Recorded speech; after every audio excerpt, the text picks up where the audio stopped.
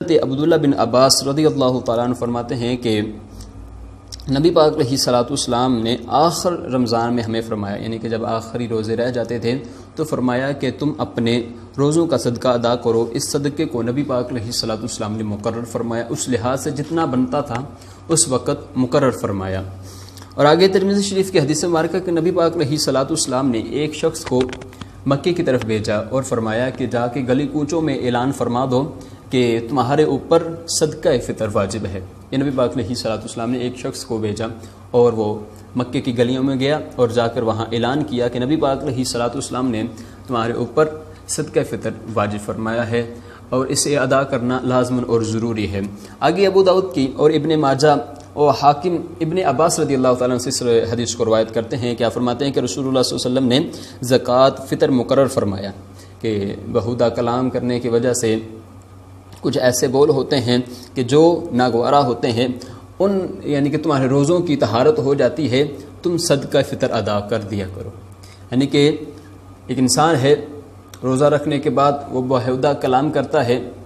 بد کلامی کرتا ہے انجانے یا نہ انجانے میں، تو نبی پاک علیہ الصلوۃ والسلام نے اس کے لیے فرمایا کہ یہ جو صدقہ فطر ہے تمہارے روزوں کی طہارت ہے، کہ تم صدقہ فطر ادا کرو تاکہ تمہارے روزوں کی طہارت ہو جائے۔ اور اگلی حدیث ہے ابن عساکر نے حضرت انس رضی اللہ تعالیٰ عنہ سے اس کو روایت فرمایا ہے۔ آپ فرماتے ہیں کہ رسول اللہ صلی اللہ علیہ وسلم نے ارشاد فرمایا کہ بندہ روزے رکھتا ہے اور اس کے روزے زمین اور آسمان کے درمیان معلق رہتے ہیں جب وہ صدقہ فطر ادا کر دیتا ہے، جبکہ وہ صدقہ فطر ادا کر دیتا ہے۔ یعنی کہ ایک انسان ہے وہ روزے رکھتا ہے اور روزے اس کے زمین اور آسمان کے درمیان معلق رہتے ہیں، اور جب وہ صدقہ فطر ادا کرتا ہے تو وہ روزے اللہ تعالیٰ کی بارگاہ میں پہنچ جاتے ہیں، تو نبی پاک علیہ الصلوۃ والسلام کی حدیث کے مطابق اللہ تبارک و تعالیٰ اسے بہتر اجر دینے والا ہے۔ اور اگلے مرحلے میں آپ کو ان کے کچھ مسائل ہیں، ان کے بارے میں بتلائیں گے کہ صدقہ فطر اس شخص پر واجب ہے کہ جو صاحب نصاب ہو۔ اور ایک مسئلہ نوٹ فرما لیں کہ صدقہ فطر شخص پر واجب ہے، اس کے مال پر نہیں۔ یعنی کہ ایک آدمی ہے وہ مر جاتا ہے اور اس کے مال سے صدقہ نہیں ادا کیا جائے گا، صدقہ فطر اس کے مال سے ادا نہیں کیا جائے گا۔ ہاں اگر اس کے ورثاء ہیں، گھر والے ہیں، تو اگر ادا کر دیتے ہیں تو اس میں کراہت نہیں ہے۔ ہاں اگر وہ وصیت کر جاتا ہے تو اس کے تہائی حصے میں سے صدقہ فطر ادا کیا جائے گا، اور اگر